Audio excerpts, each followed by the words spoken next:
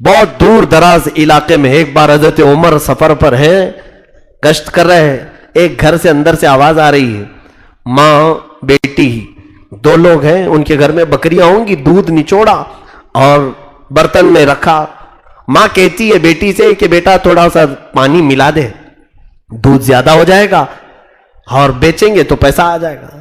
دودھ میں پانی ملانے والے ہر زمانے میں رہے ہوں گے، تو لیٹر بڑھانے کے لیے ماں کہہ رہی تھی بیٹی سے، بیٹی کہنے لگی اماں تجھے معلوم نہیں دودھ میں پانی ملانے کی بات کر رہی ہے، جبکہ عمر کی حکومت ہے، آج عمر ابن خطاب کی خلافت کا زمانہ ہے، اور تو یہ پانی دودھ میں ملانے کی بات کیسے کر رہی ہے؟ ماں ڈر گئی اور کہا نہیں نہیں پانی نہیں ملائیں گے، جبکہ رات کا وقت ہے، چھوٹا سا گھر ہے، غریبوں کا گھر، اور وہاں خوف ہے حضرت عمر کا، کس چیز میں؟ پانی ملانے میں، دودھ میں پانی ملانے سے ان کا خوف تھا حضرت عمر کا۔ یہاں تو پتہ نہیں پورے بیرل ملا دیتے ہیں، اور سامنے وہ بھی حاکموں کے سامنے نیتا لوگ کھڑے ہو کر کے ملوا دیتے ہیں، آپ ملا لو ساری چیزیں۔ میرے عزیزو، حضرت عمر کی یہ عدالت، ایسے ہانک رہے تھے آپ، تنہا ہانک رہے تھے، اور دوسرے دن حضرت عمر نے اس لڑکی کو بلوایا جس گھر سے یہ بات آ رہی تھی، طلب کیا، دیکھیں آپ نوازتے بھی ایسے ہی تھے، کہا کہ اس خاتون کو بلایا جائے، اس سے پوچھا کیا کل رات تمہاری ماں نے تجھے دودھ میں کچھ ملانے کے لیے کہا؟ وہ ڈر گئی، پھر اپنی اماں سے کہنے لگی کیا میں نہیں کہتی تھی کہ عمر کو سب معلوم ہو جاتا ہے، عمر کو سب معلوم ہو جائے گا۔ تو وہ خاتون سے حضرت عمر نے پوچھا کہ تو کس بات سے ڈر کر کے نہیں ملائی؟ کہا اللہ کا خوف تھا، اللہ کا ڈر تھا کہ ایسے عدالت کے زمانے میں بھی اگر میں برا کام کروں تو مولا کو کیا جواب دوں گی۔ حضرت عمر نے اپنے بیٹوں میں سے ایک بیٹے کو بلایا اور کہا مجھے یہ پسند ہے کہ میں اس کو اپنی بہو بنا لوں، اور اپنے ایک بیٹے کو حکم دیا نکاح کرنے کے لیے۔ نکاح کا معیار بھی یہ ہونا چاہیے، تقویٰ دیکھو اور گھروں میں لے آؤ بچیوں کو، یہ مت پوچھو کہ مہندی نکالنا آتا ہے کہ نہیں، اس کو کپڑے سینا آتا ہے کہ نہیں، اور پھر تو لڑکیوں کے متعلق اب تو یہ پوچھتے ہیں نوکری کرتی ہے کہ نہیں، کتنا پڑھی ہے، گریجویٹ ہے، نوکری کرتی ہے کہ نہیں۔ بہت سارے نوکری پیشہ عورتوں کو تلاش کر رہا ہو، کیوں؟ گھر میں بیٹھ کر کے ان کا کھانے کے لیے، خاتون جا کر کے کما کر کے لائے گی اور یہ میاں صاحب روٹی توڑیں گے گھر میں۔ عورتوں کو لانے کے لیے بھی تقویٰ کا معیار رکھو کہ جس کے اخلاق سب سے اچھے ہوں گے وہ تمہارے گھر کی آبادی کا سبب بنے گی، اور صرف مال، صرف خوبصورتی، یہی تمام چیزیں دیکھو۔ حضور پاک صلی اللہ علیہ وسلم نے فرمایا بھی ہے کہ ان قریب اللہ اسے فتنے میں مبتلا کرے گا۔ ہاں ضرور تم اچھا خاندان دیکھو، خوبصورتی بھی دیکھو، لیکن ساتھ میں اس کو اخلاق ضرور دیکھو کہ دینداری کتنی ہے، تبھی وہ تمہاری عزت کرنا بھی جانے گی۔ بہرحال یہ الگ مسئلہ ہے۔ حضرت عمر فاروق رضی اللہ تعالیٰ عنہ کی اس بات پر میں عرض کر رہا ہوں کہ وہ تنہا ایسے ہانکتے تھے کہ گھروں کے اندر موجود لوگ بھی ایک راستے پر چل رہے تھے، اور وہ حضرت عمر نے کیا کہا کہ اے لوگوں، میں خطاب کا وہی بیٹا ہوں جو 2 بکریاں ایک لائن میں نہیں لگا سکتا تھا، آج لاکھوں مسلمانوں کو ایک راستے پر لا کر کھڑا کیا ہوں، یہ برکت ہے رسول اللہ کی، یہ میرے آقا صلی اللہ علیہ وسلم سے وابستہ ہونے کی۔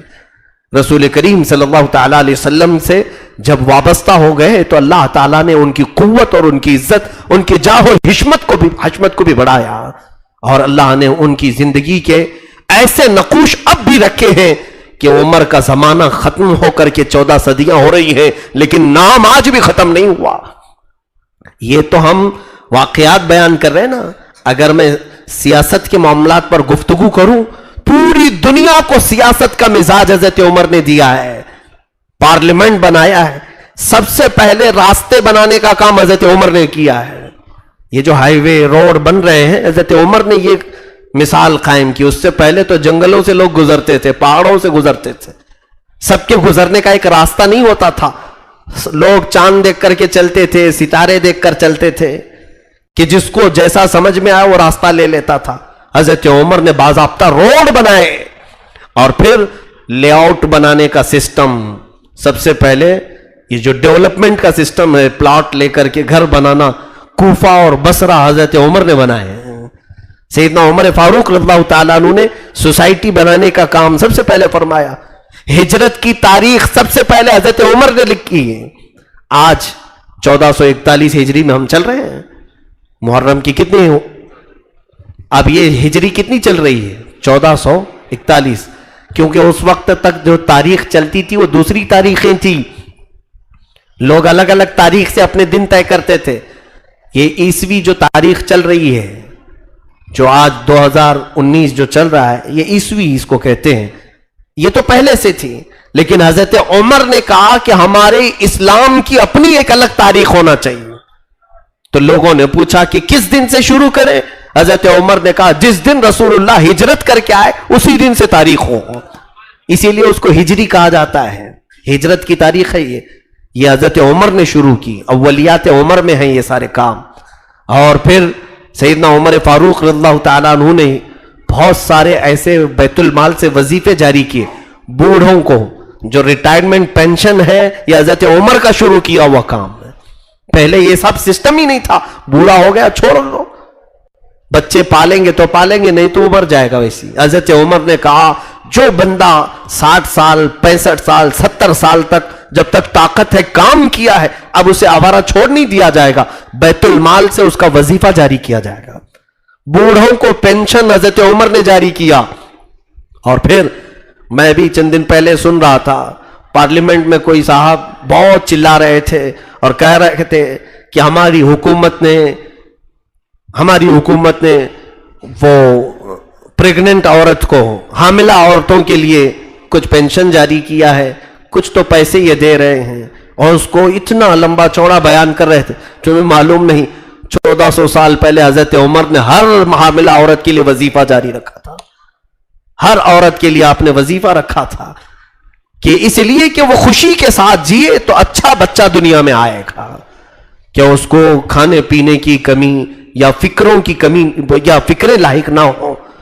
یہ حضرت عمر کی اولیات میں سے ہیں.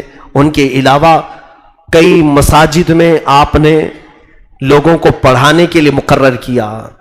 گورنر بنانے کا کام حضرت عمر نے شروع کیا کہ ہر شہر کا ایک گورنر ہونا چاہیے. یہ جو آج گورنر بنائے جاتے ہیں حضرت عمر کے شروعات میں سے ہے. اور اس کے علاوہ حضرت عمر فاروق رضی اللہ تعالیٰ عنہ نے سب سے پہلے اسلامی سکہ جاری کیا. ہماری اپنی کرنسی تھی.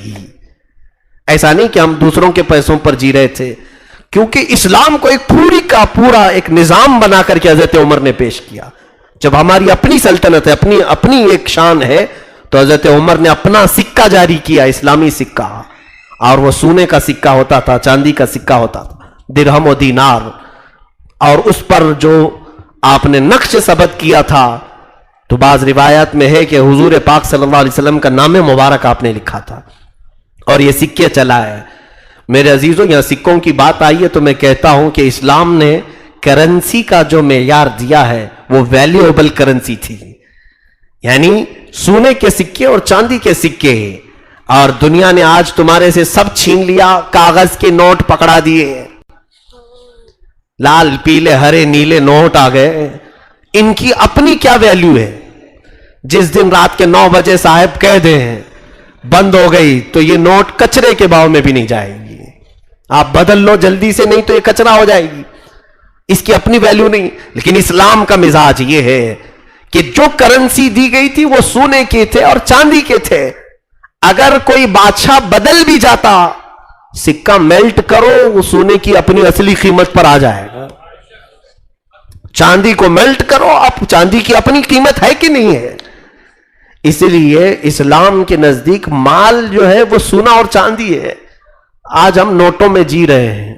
اور یاد رکھنا اب عنقریب قحط سالی کا دور آنے والا ہے.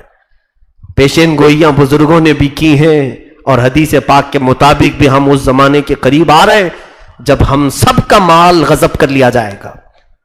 یہ آپ کو بات یاد آئے گی. اسی لیے آپ اپنے بہت سارے مال جھوٹی بینکوں میں نہ رکھیں جو دلاسا دلانے کے لیے ہے. ان لوگوں کو ایسا لگے گا کہ ہم حکومت کی طرف سے فورس کر رہے ہیں کہ بینک میں جمع کرو، اور یہ کہہ رہے ہیں بینک میں نہ رکھو. ہماری کوئی سیکورٹی نہیں. آج قحط سالی کا دور ایسا آنے والا ہے کہ بھوکے پیاسے ہو جائیں گے سب. مال کسی کے پاس نہیں رہے گا، پیسہ کسی کے پاس نہیں رہے گا. اور مجھے بات یاد آتی ہے، میں شاید سورہ فاتحہ کی تفسیر کے آخری آیت میں عرض کر چکا ہوں کہ لوگ آپس میں ایک دوسرے کا گوشت کھانے کی کوشش کریں گے، انسان کے گوشت کھانے کی کوشش کرے گا. ایسی قحط سالی کا بھی دور آئے گا، یہ ہم سے سب چیزیں چھین لی جائیں گی، ختم کر دی جائیں گی. عزیزان گرامی، اس وقت کے آنے سے پہلے آپ استغفار زیادہ کریں، توبہ زیادہ کریں، اور اللہ کی بارگاہ میں پناہ طلب کریں کہ مولا تعالیٰ اس بری نحوست اور بری نوبت آنے سے ہماری حفاظت فرمائے. تو بات یہ تھی، حضرت عمر فاروق رضی اللہ تعالیٰ عنہ نے جو سکہ جاری کیا تھا اس کی اپنی ویلیو تھی، اس کی اپنی ایک قیمت تھی. وہ سونے اور چاندی کے سکے تھے.